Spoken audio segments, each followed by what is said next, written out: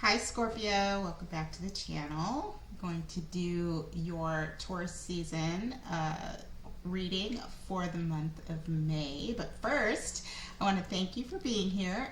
If you are new, I would be grateful if you would subscribe. And of course, if you would like and share, it helps me as I grow my channel.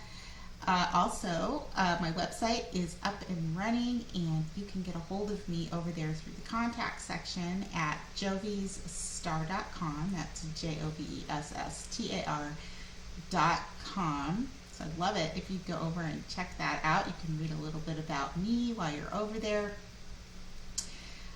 So let's talk about, this is a very busy month astrologically, so of course it's causing a lot of busyness and change in all of our lives, and that is not an exception for Scorpio rising. So let's break this down. Sun in Taurus, which is all about practicality, stability, comfort, security. It's all about what it is, simplistically, what it is that we really need and what we truly value. And the Sun in Taurus is highlighting your 7th house of relationships and partnerships. So big focus on your relationships. Can be romantic relationships, any kind of relationship that is beyond a casual relationship. So could be children. I say that because Mercury is in there, although Mercury will be moving into Gemini. But you have every bit of your of the sun's energy this month is pointing you towards focusing on your relationships and partnerships. Uranus is also there, causing inspiration or sudden change. Uranus has a way of, kind of turning things around in a moment's notice. The North Node in Taurus is sitting in your 7th house as well, and I'll get to that in a minute. I want to talk about the nodes, a lot of nodal activity this month going into eclipse season. So we'll cover that here shortly. Like I said, Mercury also in the 7th house, so that's a lot of planning and discussions. A lot of movement in your 7th house. Mercury will be going into Gemini, into your 8th house soon. But all of that focus on your relationships and partnerships. Pretty intense for Scorpio rising this month. Now to the nodes. The North Node in Taurus sitting there, which is, these are karmic nodes of fate, and where they are transiting, the universe is pushing us towards creating something different, or moving towards something different in our life. A lot of times that means letting go of something that we knew, or losing something in the form that we were used to. And in Taurus, North Node in Taurus in your relationships, asking you to simplify and really think about what kinds of things you want to put into play in your relationships. How do you want them structured? That in the best way that's going to create calm and comfort, and a simplistic, maybe a more simplistic way of navigating your relationships. So South Node in Scorpio in your 1st house is all about you. So the South Node is, bringing things up so that we can deal with them, purge them, transform them. That means sometimes we lose things or things change, like I mentioned. So in your 1st house, that's all about you, giving something up, changing something about yourself. Maybe it's a sudden realization for you that just comes to you, or maybe you've been thinking about it for a long time. South Node Scorpio ruled by Pluto.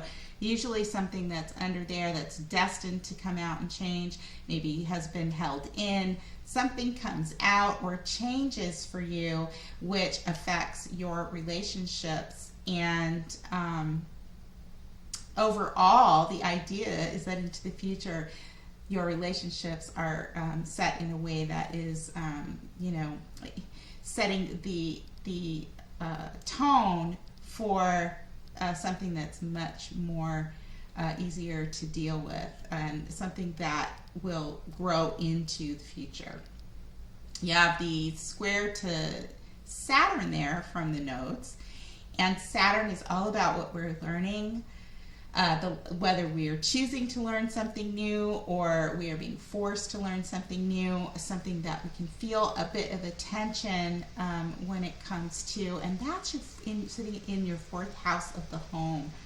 So a lot could be, you could be feeling a lot of restriction, or a lot of things could be coming at you, and have been, that are teaching you about your home and family. And this can be anything from your actual home, like real estate and land, to your family of origin, parents, mom and dad,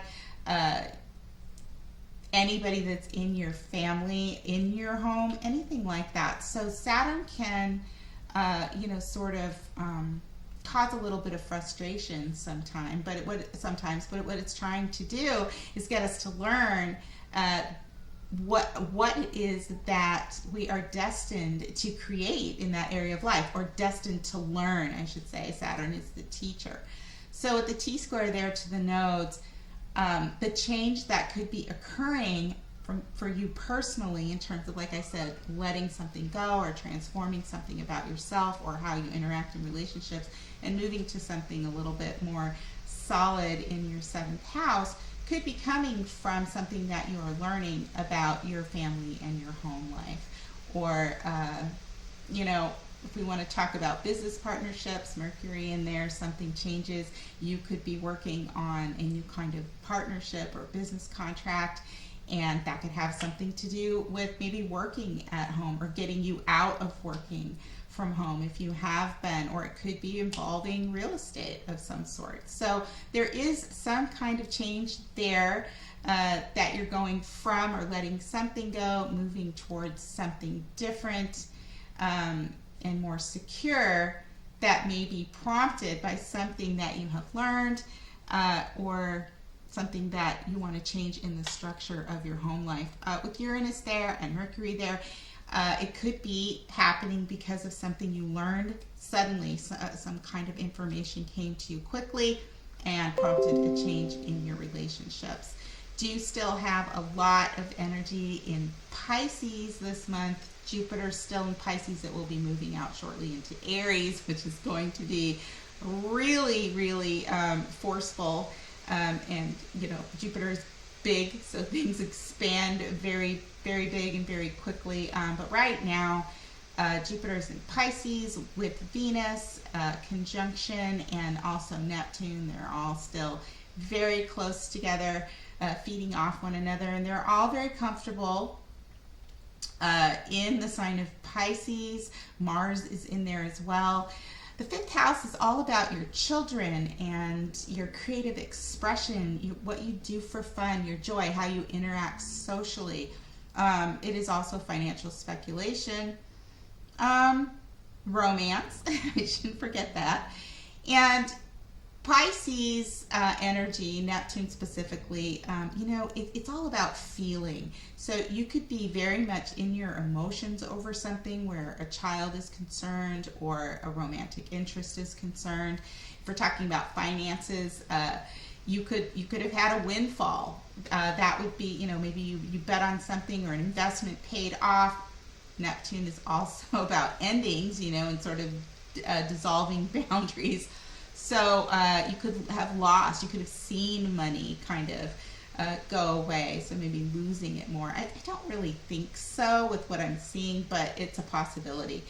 It looks to me like in that area of life, something is growing, something is happening that may be bringing some enlightenment to you, possibly of a spiritual nature.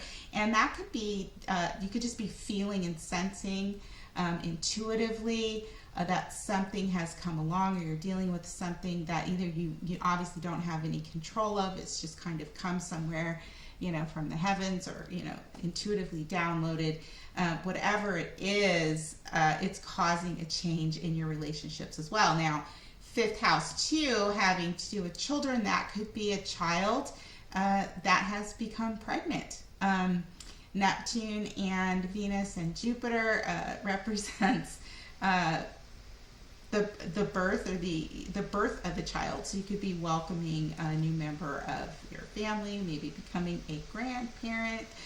I can tell you that that's not such a bad gig. It's one of the best ones I've had. Mars in there just sort of speeds that up. Action. You know, Mars in Pisces is, you can move quietly, so there can be some passive aggressiveness if you've got a Mars type energy coming toward you, or it represents love and compassion. Also represents just wanting to, you know, take some kind of action along with, you know, the other Neptunian energies that sit in there. Venus is exalted in Pisces, so definitely taking on Neptunian effect. You may just want to be, you might feel very altruistic or want to be helpful, or whoever's coming in to your life, maybe it's a masculine energy, is actually providing you with some kind of enlightenment or spiritual uplifting. Something like that could be going on for you. Also have Pluto there that is actually going retrograde today. Pluto's been traveling in your third house of the mind and communication, learning, writing, anything that is in your mind, or also your immediate environment, neighbors, things like that. So there's been a change going on there for you for quite some time. And we will have Pluto squaring some things and then retrograding. That's going to bring you back into your own mind to review, revisit, and think about what you've learned, or what you're, you know, how you want to communicate, or, you know, something's changing about what you always thought was, and maybe, you know, isn't anymore. You know, kind of the same things with the South Node. That Scorpio South Node is ruled by Pluto, and then there's Pluto itself transiting in your third house, and that will be aspecting the moon as it travels up through Aries. So that, you know, when it hits the moon, that won't be long. That is powerful emotion, something highlighting that area of life. With Chiron sitting there in Aries, you know, there's a lot of healing going on for you in your day-to-day routines, possibly changes, maybe your health. So, you know, Pluto's at the very end of its transit, and that can, you know, that can cause us to really try and start putting things together and organizing them. Critical thinking in the third house, it definitely goes along with thinking and communicating, changing something, you know, moving forward in our evolution. Let's see, Venus will go into Aries along with Jupiter by the end of the month. That'll hit your sixth house of day-to-day routines and service. So you could that's big energy that wants to take action. It has a lot of vitality, very strong. Aries is a leader. Aries is fearless and just sort of moves and does things sometimes without thinking. But in your sixth house, you could find that towards the end of the month, when Venus and Jupiter hit Aries, you're going to feel a lot different. And whatever has been cooked up in that fifth house, maybe ready to start integrating and putting that into place in a very big and passionate way in your day-to-day life. So that is what's going on for Scorpio rising during Taurus season. We have big lunar events this month. Those nodes are going to affect you throughout the entire year. It's not quite 18 months. The nodes moved into Scorpio and Taurus in late January. We had the last Taurus Scorpio eclipse at the end of November, but they officially moved into Taurus and Scorpio in January. And so that's 18 months until July of 2023 that we experience significant changes as a result of the nodes. If you have points or planets, so angles or planets sitting in Taurus and Scorpio, in addition to your rising, these will affect you, the nodal transit will affect you more significantly, but they will be affecting all of us. So tomorrow kicks off eclipse season in Taurus and Scorpio, and we have a solar eclipse tomorrow, April 30th. I'm not sure when this will air. I usually record these ahead of time and then I put them out a little bit at a time. You know, YouTube, if you put too many videos out in a day, YouTube buries them somewhere and they don't get circulated, and sometimes people don't get notifications. So I know I said tomorrow, when this comes out, will probably be after the solar eclipse, but the first solar eclipse is on the 30th, and that will be in Taurus, so in your 7th house. And then we have a lunar eclipse in Scorpio on May 15th. So a lot of changes, a lot of possibly endings and beginnings. So I'll be talking more about that, specifically the solar eclipse on the day that shows up, and then of course the lunar eclipse. So lots of exciting things. I hope everything's going great for you. I'd love to hear. Throw it down in the comments. If you're interested in a personal reading, please head over to my website, jobystar.com, like I mentioned in the beginning. And I will see you next month for your Gemini season horoscope reading. And until then, may the stars forever be in your favor. Take good care. I'll see you next time. Bye.